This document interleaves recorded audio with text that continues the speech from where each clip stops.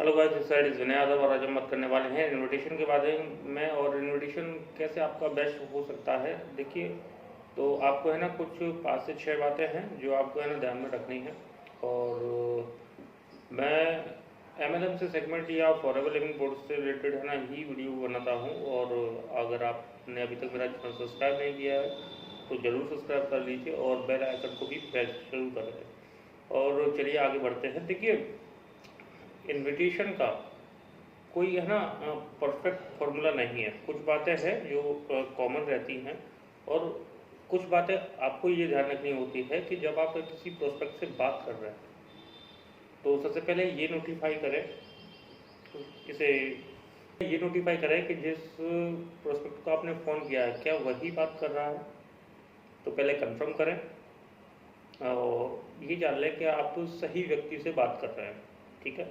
दूसरा आपको क्या करना है कि आपको ये जानना ज़रूरी है कि वो सही एटमॉस्फेयर में है, वो सही माहौल में है, जिससे आप है ना उसके करीबन 2 से 3 मिनट आप उससे इनविटेशन के लिए पूरा जो आपको डिटेल बतानी है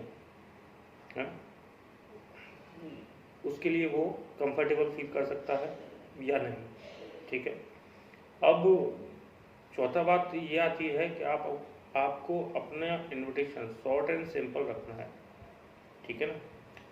और पांचवी बात ये आती है कि जब भी आप इनविटेशन ख़त्म करने जा रहे हैं करने जा रहे हैं यानी कि आपने जैसे कि सारा अपना मान लीजिए आपका शाम के समय एक वेबिनार है।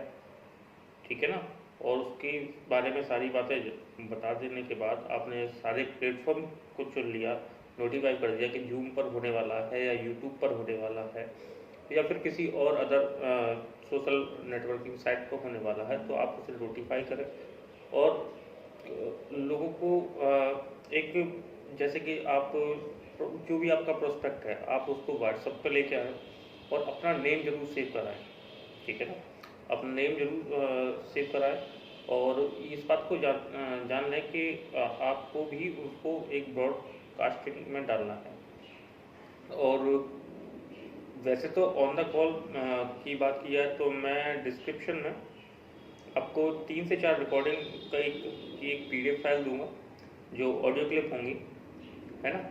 ऑडियो क्लिप की एक लिंक है, आप उस पर जाकर है ना 1 to 1 आप 3 से 4 इन्विटेशन को लगातार रिपीटेड अगेन अगेन उसे सुने और एक एटमोसफियर बनाए कि आपको कब क्या क्या कैसे कहना है।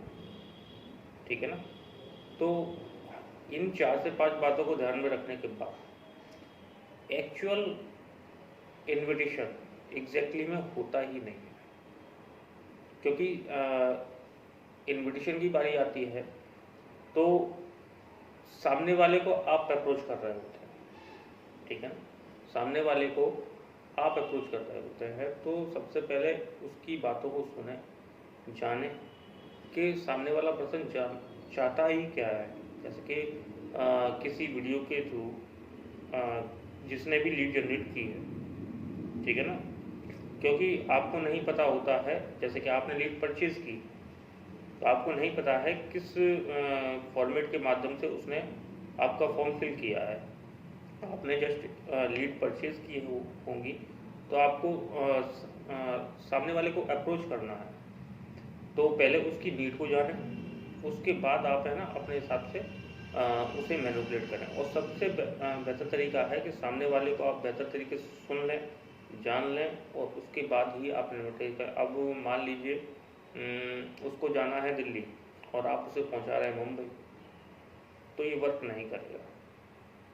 तो सिंपल सी बात है कि पहले सामने वाले पर्सन को रिकॉग्नाइज करें कि आप सही पर्सन से बात कर रहे हैं, एक सही समय है या नहीं है बात करने का। और तीसरा पर आता है कि आप है ना जब भी जैसे कि मान लीजिए आपकी मीटिंग जूम पर होने वाली है और सामने वाले पर्सन के आपके पास जूम है ही नहीं, तो आप उसे लिंक शेयर भी कर देंगे तो है ना वो बंदा मीटिंग में बैठेगा ही नहीं। बात समझ रहे हैं। तो पहले सारी चीज़ें क्लियर करके चलें और अपना नेम और नंबर और नेम सेव करवाते, जिससे आप है ना फ्यूचर में उसके फॉलोअप में आपको कोई दिक्कत ना आए, ठीक है। और आगे बढ़ने के बाद जब मीटिंग ख़त्म हो जाए तो आप है ना जैसे कि मान लीजिए मीटिंग कह रहा हूँ मैं, जैसे कि आपकी इनविटेशन ख़त्म हो जाए तो आप इनिशियल उनको ज़रूर ये बोलें कि मैं आपसे कब बात कर सकता हूँ। अगली मीटिंग को अपनी बात ख़त्म करने से पहले अगली मीटिंग की टाइमिंग ज़रूर फिक्स करें, जिससे आपको थोड़ा रिलीफ फील हो सके कि है ना कि मैंने आपको पहले ही समय दिया था। मैं आपको और अपने आप को हमेशा बिजी दिखाएं, क्योंकि आजकल के समय में है ना जब भी आप है ना फ्री में जब कोई किसी को अप्रोच करता है तो लोग है ना उस चीज़ को कैसे फेक, फ्रॉड या स्कैम समझ लेते हैं।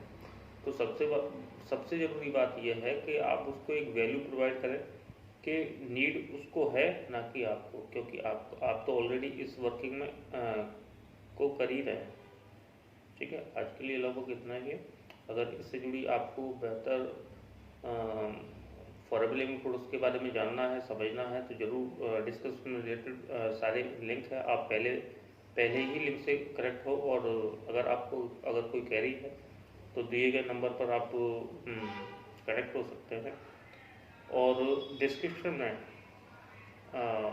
ऑडियो क्लिप की लिंक है, उसे ज़रूर डाउनलोड करें, सुने और जाने कि कैसे इन्विटेशन का परफेक्ट हो सकता है। मैं फिर दोहराता हूँ कि इन्विटेशन का कोई भी परफेक्ट वर्डिंग नहीं होती है। आप सामने वाले को अप्रोच कर रहे होते हैं तो सामने वाले के हिसाब से ही आपको बात करनी होती है। इन्विटेशन के बाद अगर आपको है ना दिक्कत हो रही है, आपको रिजल्ट नहीं आ रहा है, तो आप है ना ऑटोमेशन की तरफ जाएं, जिसमें आप है ना प्रोस्पेक्ट, क्योंकि है ना जब हम किसी लीड को परचेज करते हैं और उन्हें अप्रोच करने की कोशिश करते हैं तो सारा कंट्रोल उनके होल्ड में होता है। तो चाहकर भी हम है ना उनको वो नहीं समझा सकते जो है ना हम समझा। तो अपनी पर्सनल ब्रांडिंग कुछ ऐसी रखें, कुछ ऐसा कंटेंट तैयार करें जिससे है ना आपको लोग अप्रोच करें, ना कि आप किसी को अप्रोच करें। तो हमेशा यस की तरफ जाना चाहिए कि आप परफेक्ट प्रोस्पेक्ट, आप है ना कितने ही लोग ऐसे हैं जो है ना इस तरह के वर्किंग को सर्च करते हैं और जानना चाहते हैं कि ऑनलाइन वर्किंग उन लोगों को ऐसी एक्नॉलेज है ही नहीं कि वो ऑनलाइन वर्किंग करना तो चाहते हैं, लेकिन उनके पास ना एक्सपीरियंस है, ना समय है, जिससे ऑनलाइन वर्किंग करना तो चाहते हैं लेकिन उनके पास नॉलेज नहीं है कि कैसे शुरुआत की जाए। तो केवल उन लोगों को है ना अपने प्रोस्पेक्टिंग के जरिए, कंटेंट क्रिएशन के जरिए है ना उनको सर्च करें और उन लोगों को है ना अपनी बात को या अपने जो भी आप जिस भी फॉर्मेट में है आप उसको उनको लेके आएँ तो ज़्यादा बेहतर आपको रिजल्ट्स आएंगे।